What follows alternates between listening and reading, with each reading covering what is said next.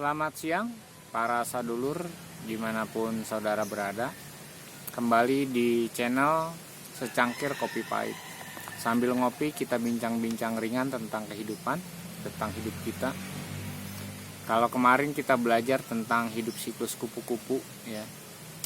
Bagaimana untuk menjadi indah, untuk menjadi baik itu perlu proses dan waktu yang panjang.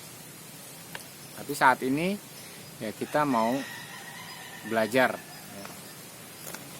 tentang hidup kita melalui pembelajaran yang lain, yaitu hidup lebah ya.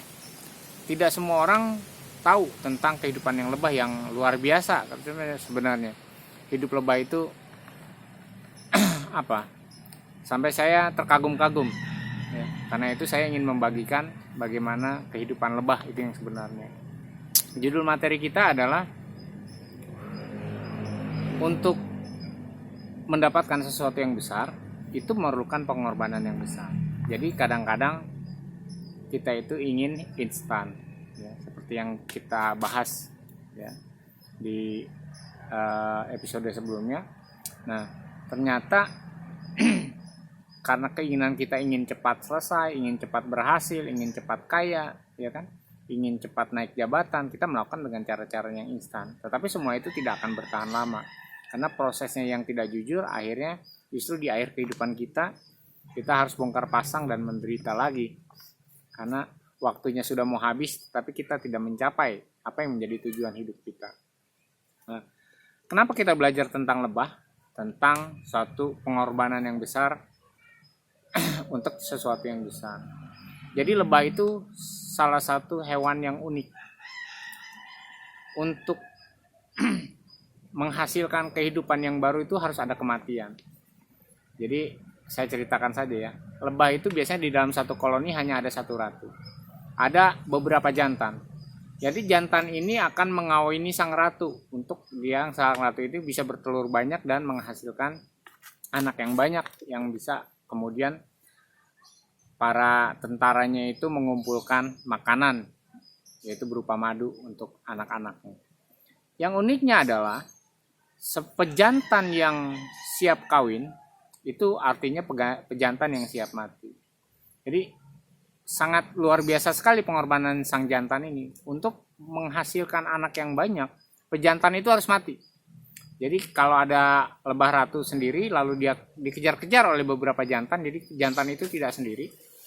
Nanti yang berhasil mengawini ratu setelah dikawini jantannya akan mati. Unik kan? Ya, jadi pengorbanan cinta sang jantan ini benar-benar besar gitu. Cinta itu mungkin bukan berarti memiliki, ya seperti lebah jantan ini.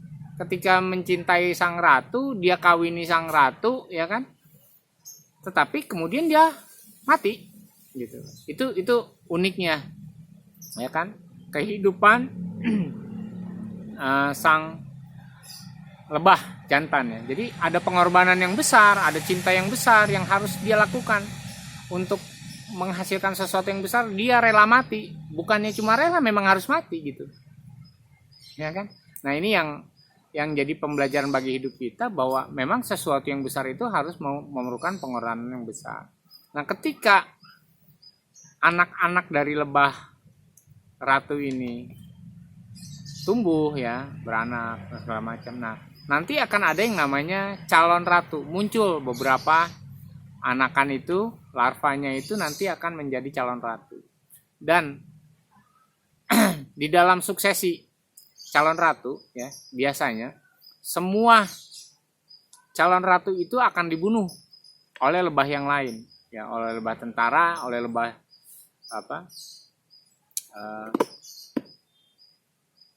penghuni yang lain ya, oleh pasukannya dibunuh. Kenapa? Karena hanya boleh ada satu ratu di dalam satu koloni.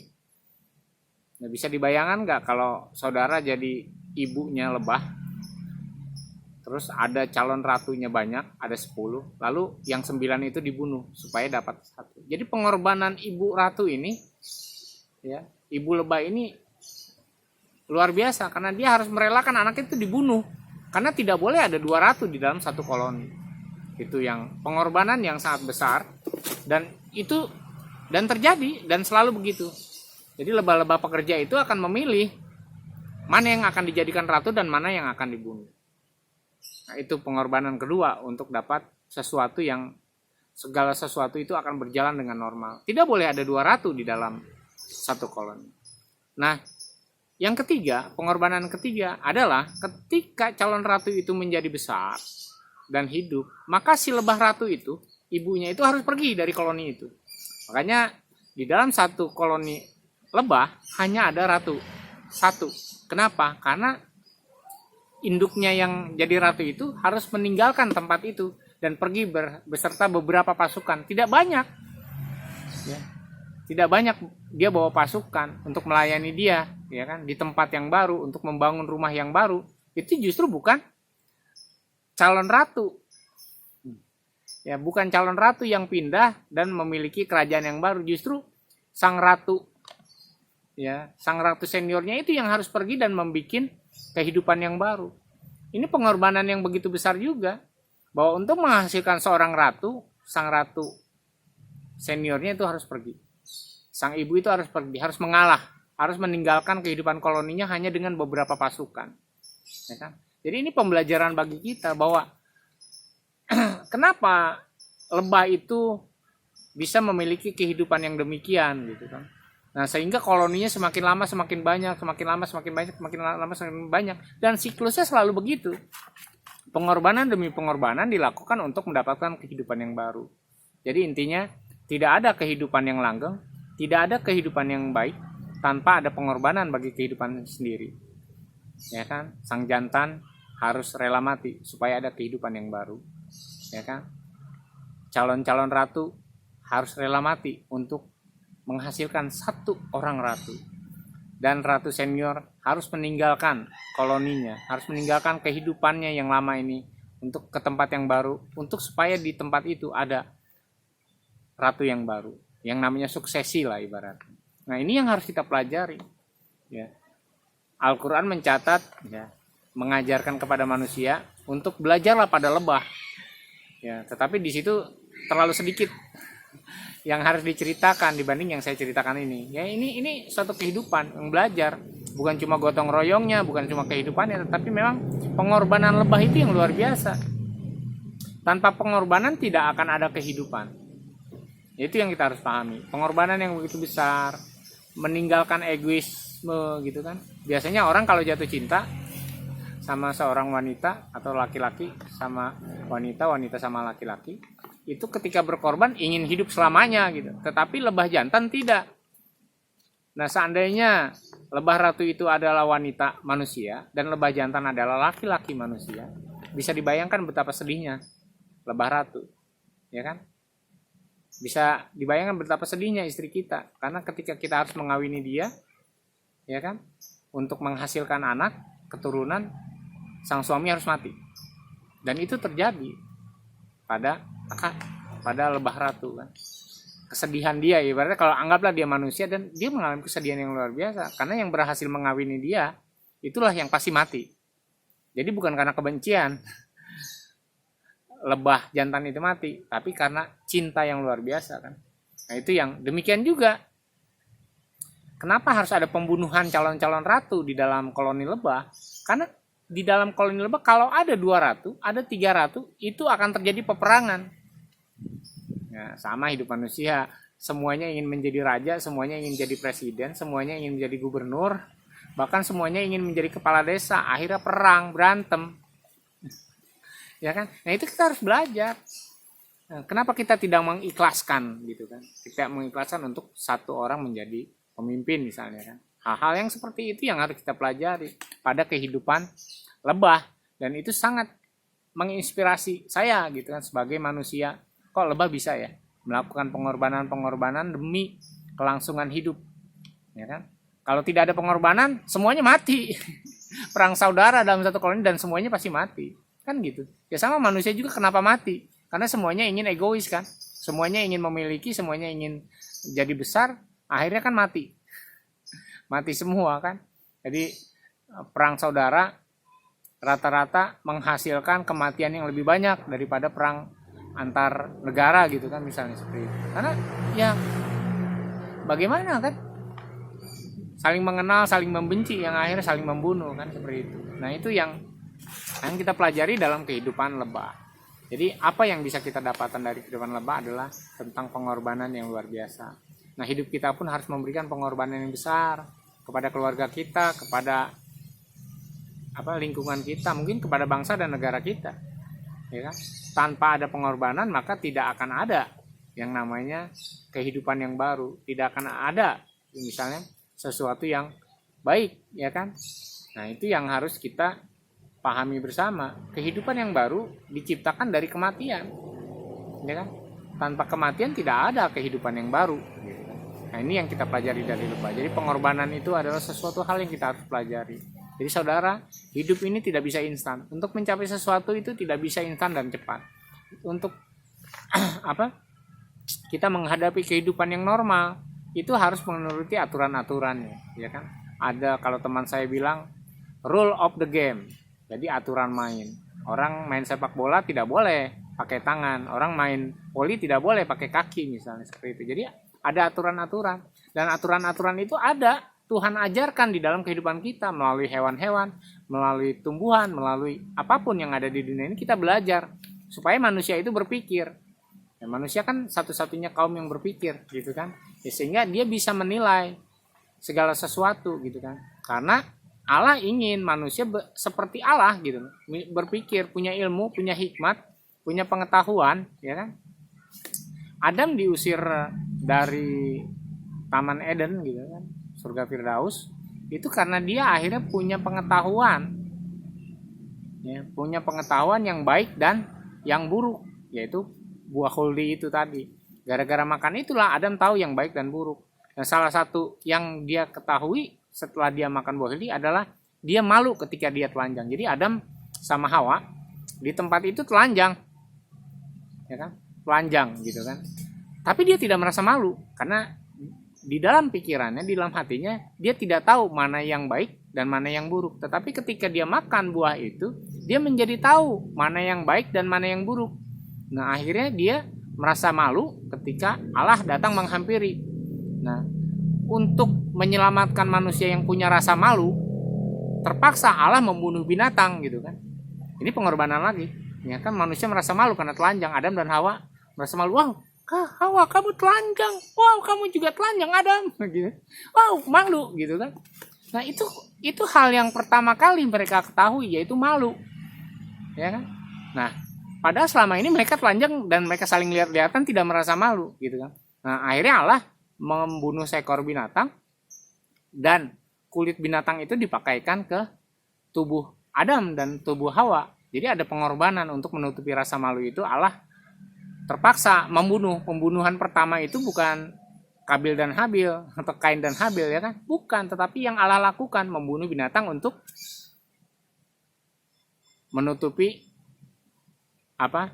malunya manusia, gitu kan. Nah, akhirnya diusirlah Adam sama Hawa dari tempat situ. Ya supaya bisa paham, gitu kan, bahwa mereka melanggar ketetapan Allah. Mereka menjadi pemberontak terhadap Allah dan tidak layak untuk tinggal bersama-sama dengan Allah. Walaupun Allah sampai hari ini merindukan kita untuk kembali ke Firdaus itu, kembali ke Eden, gitu kan. Karena memang kita diciptakan oleh Allah untuk bisa kembali ke Eden. Karena itu kita memerlukan suatu perjuangan yang besar, suatu pengorbanan yang besar. Nah, kita tuh tidak pernah berpikir bahwa Allah itu melakukan pengorbanan yang besar untuk melakukan segala sesuatu untuk bertemu dengan kita, untuk kembali dengan kita. Bahkan di dalam satu literasi dikatakan begitu besar kasih Allah ini kepada dunia ini sehingga dia mau mengosongkan dirinya, meninggalkan tahta kerajaan untuk bertemu dengan manusia, gitu kan. Itu pengorbanan yang besar, gitu kan. Seorang raja ingin ketemu rakyatnya, dia tinggalkan tahtanya, dia pura-pura menjadi rakyat jelata dan datang kepada manusia. Tetapi masalahnya adalah manusia tidak tahu bahwa dia hadir dan ada. Nah, kalau saudara punya agama, ya, agama apapun saudara, pasti rohaniawan bilang ada hadirat Allah, hadir. Tetapi kita tidak pernah tahu bahwa Allah itu hadir. Itu kan dia harus meninggalkan apa ya? Meninggalkan bukan kekudusannya. Dia mau ingin bertemu dengan manusia gitu, untuk menjadi hadir, untuk menjadi saudara bisa merasakan, saya bisa merasakan bahwa dia hadir atau tidak di sini, di kebun ini, di tempat saya, bahwa dia ada gitu kan. Nah, ini kan suatu hal yang jauh. Dunia ini kan tempat manusia, bukan tempat Allah, tapi dia mau hadir gitu kan. Nah, kadang kita tidak tahu. Dia ingin kembali kepada milik kepunyaannya, ingin melihat milik kepunyaannya, yaitu ciptaannya, tapi kita tidak pernah tahu bahwa dia ada. Ya. Bahkan dalam literasi itu Allah mengosongkan dirinya, ya. Ya kan? Menjadi sama dengan manusia, katanya seperti itu. Ya karena supaya bisa hadir, bisa ada gitu kan. Jadi itu yang pengorbanan yang contoh lah yang Allah lakukan bagi manusia untuk kita bisa kembali punya rekonsiliasi terhadap Allah. Karena pemberontakan atau dosa itu yang menjauhkan kita dari Allah gitu. Bukan Allah yang menjauhkan kita, gitu kan, menjauhkan diri dari kita, tetapi Allah ingin bertemu sama kita. Nah, cuma kita ingin selalu bertemu dengan Allah dengan cara kita sendiri, tidak dengan cara Allah. Nah, demikian juga sebenarnya yang kita pelajari dari kehidupan lebah ini. Pengorbanan yang Allah berikan itu tidak sedikit.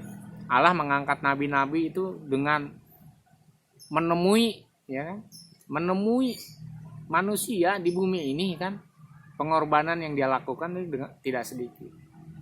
Ya kan? Tapi kita tidak pernah menghargai.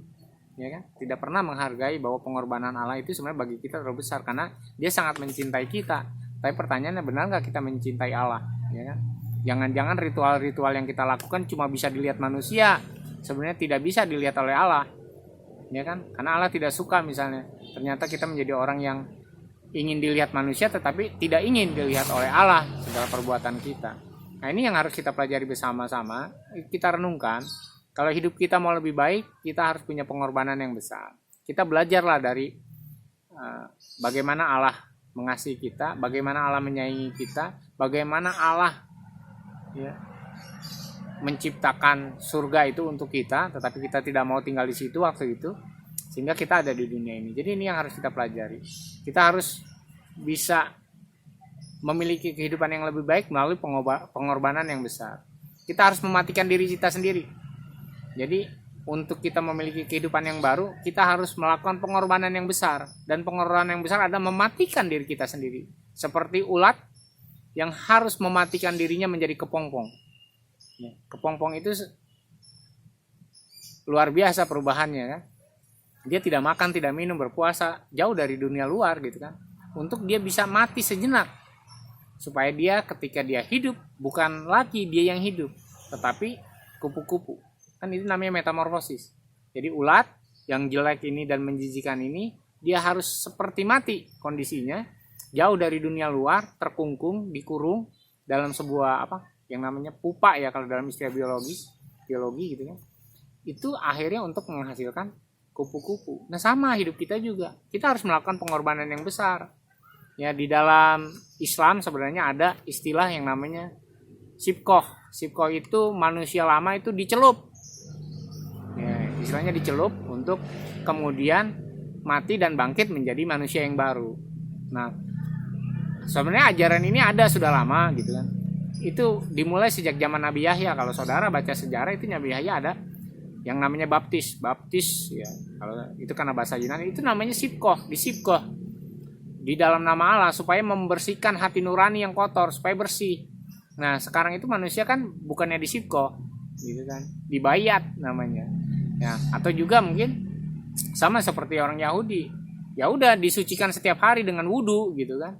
Untuk ketemu Allah wudu, untuk untuk membaca firman wudu, untuk sholat wudu gitu kan. Jadi wudu gitu kan. Tetapi sibkoh itu sudah lama diajarkan sebenarnya. Cuma tidak dipelajari secara mendetail misalnya di dalam Islam ya. Tetapi di dalam kekristenan itu dipelajari dengan membaptis, yaitu menenggelamkan manusia lama supaya mati, supaya hidup lagi bagi kehidupan yang baru, memiliki hati yang baru, pikiran yang baru gitu kan. Nah, sama seperti ulat tadi, dia harus mati sementara untuk berubah menjadi kupu-kupu. Jadi harus sibkoh itu fungsinya untuk mengalami perubahan gitu kan. Dan sayangnya memang itu hanya ada di dalam kekristenan ya. Sebenarnya di agama lain juga ada, tetapi dengan istilah yang berbeda. Ya bukan baptis ya bukan sipkoh. Nah, ini yang kita harus belajar mengerti bersama-sama ya kan. Harus ada pengorbanan, mematikan diri kita sendiri. Lebah jantan harus mati supaya ada kehidupan yang baru. Calon-calon ratu harus mati untuk mendapat ada ratu yang baru. Ratu yang lama harus pergi supaya ratu yang baru tetap langgeng. Nah, sama karakter kita tuh harus mati supaya kita memiliki karakter yang baru. Ya, seperti yang diajarkan para sufi bahwa hidup kita itu punya citra Allah.